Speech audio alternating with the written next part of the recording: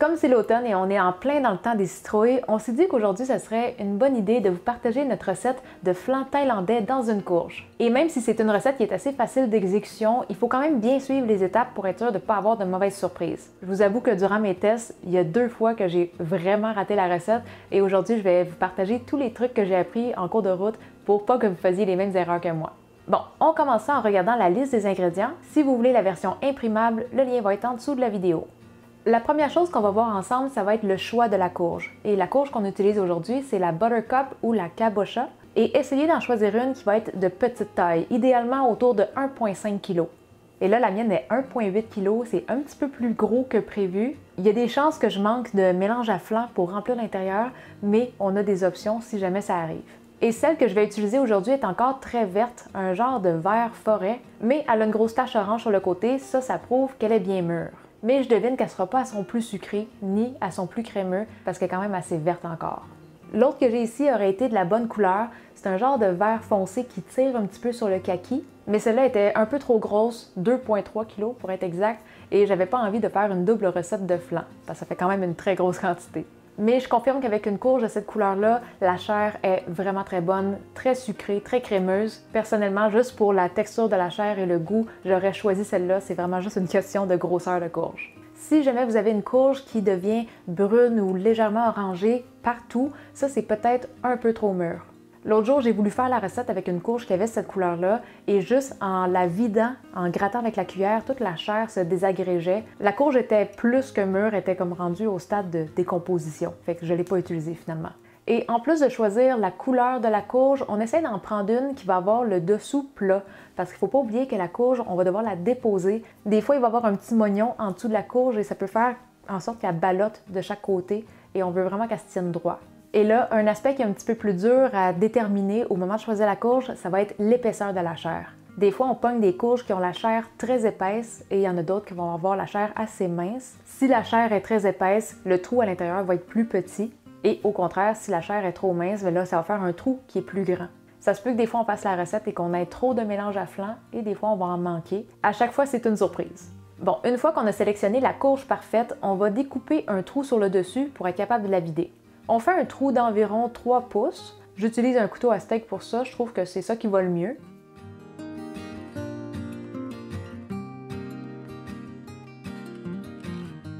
Et là, ici, c'est un petit peu compliqué parce que j'ai pas de tige de citrouille pour essayer de sortir le morceau. On va essayer de pousser ça vers le haut avec le couteau.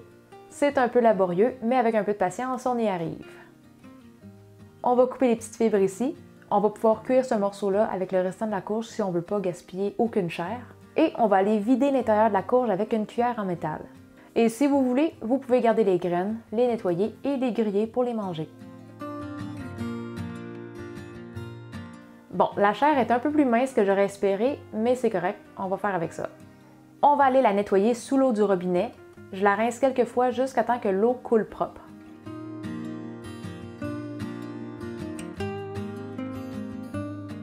Après ça, j'essuie l'intérieur avec un essuie-tout pour enlever le plus d'eau possible.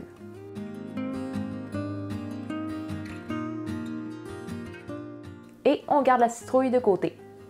On peut tout de suite préparer notre cuiseur à vapeur. On met une bonne quantité d'eau parce que ça va cuire minimum 1 heure.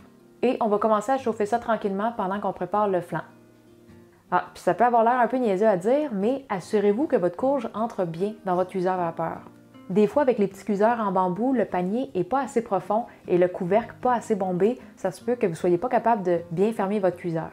Maintenant, on va préparer le flan. On va commencer par couper 4 rondelles de sucre de palme assez finement. Ça va se dissoudre plus vite dans le lait de coco tantôt.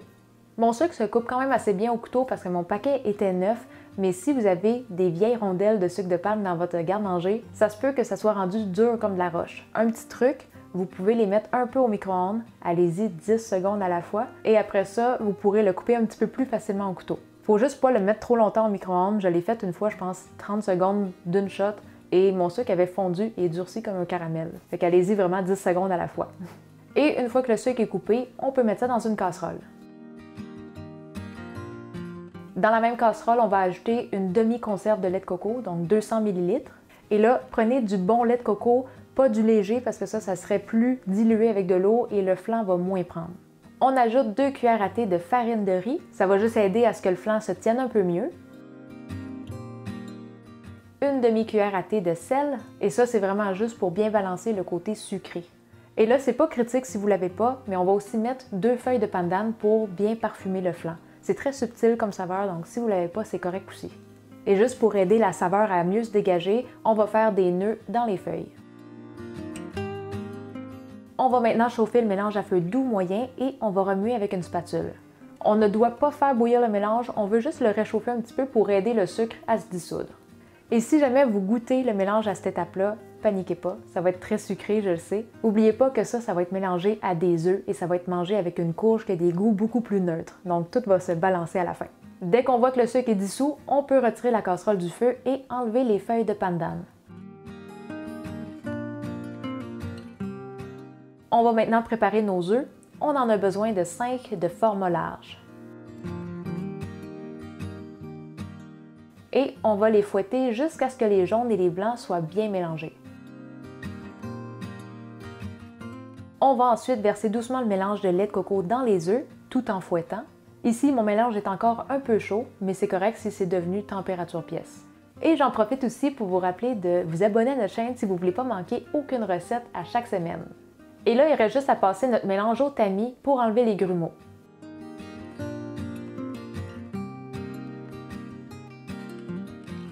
Et ensuite, on le verse dans la courge. Idéalement, on veut que le mélange arrive à la base du trou. Si on a trop de mélange, on pourra vider les surplus dans des petits ramequins et les cuire à la vapeur séparément.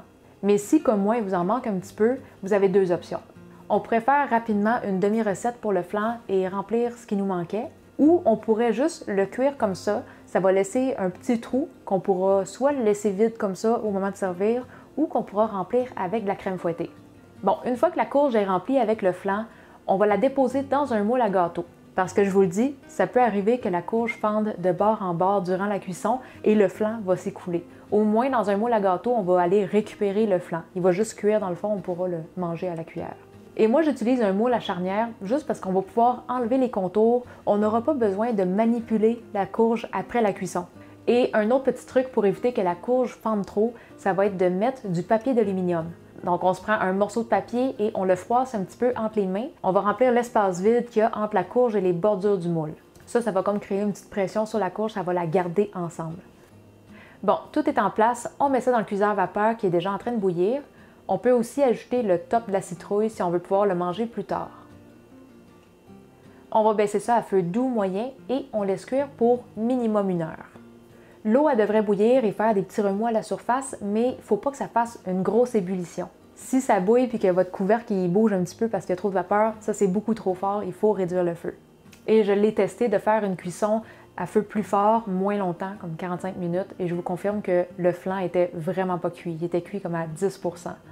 Au bout d'1 heure, j'enlève le couvercle pour venir vérifier si le flan est cuit. Ici, je préfère utiliser un thermomètre numérique. Je pique au centre du flan et on essaie d'atteindre au moins 170 degrés Fahrenheit.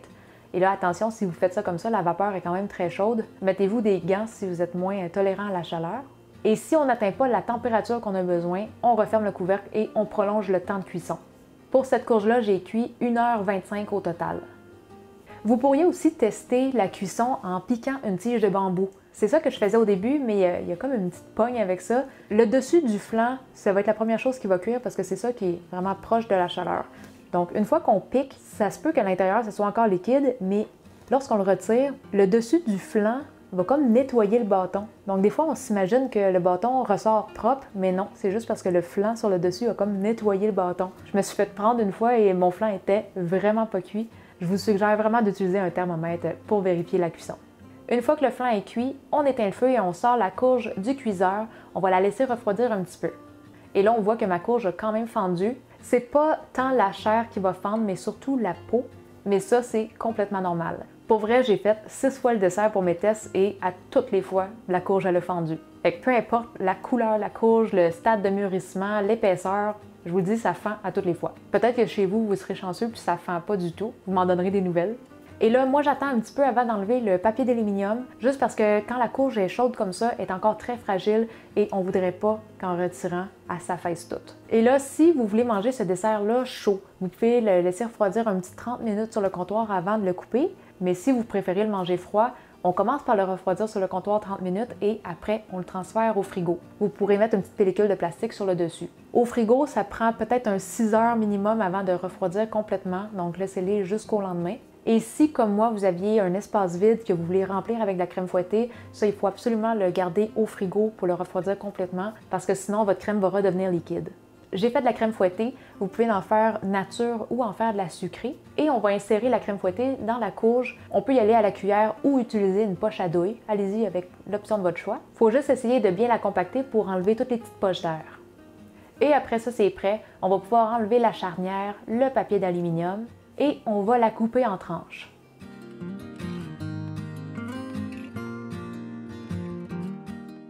On peut voir que dans mon flan, il y a des petites bulles. La chaleur était un petit peu trop chaude au moment de la cuisson, mais c'est vraiment pas dramatique. Et juste pour ma satisfaction personnelle, j'ai refait une autre courge entre-temps en utilisant une de 2,3 kg et j'ai fait 1,5 fois la recette de flan. Comme ça, on a bien rempli le trou au complet. Et là, vu qu'elle était plus grosse, j'ai dû la cuire un peu plus longtemps. Celle-là a cuit pendant 1h45. Et je l'ai faite avec un feu légèrement plus bas et on peut voir que là, il n'y a pas de petites bulles. Vous allez remarquer qu'il y a 2 étages dans notre flan. Ça, c'est à cause du lait de coco. Le lait de coco se sépare tout le temps un petit peu, comme la partie qui est plus de la crème va tout le temps se ramasser un peu plus en haut. Un flan thaïlandais dans une citrouille, c'est tout le temps supposé faire 2 étages comme ça. Et la pleure est cuite, vous pourriez la manger, vous pourriez aussi la laisser parce que c'est sûr que la texture est légèrement plus coriace.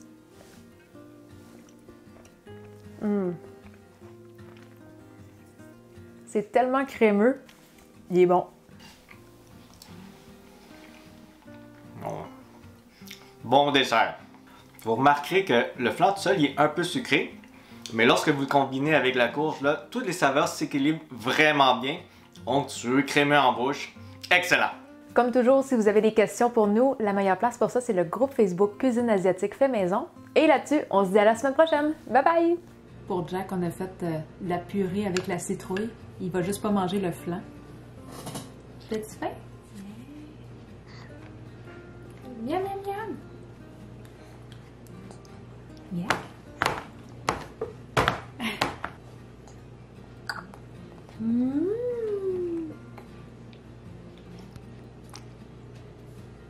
T'en veux-tu encore? Bon.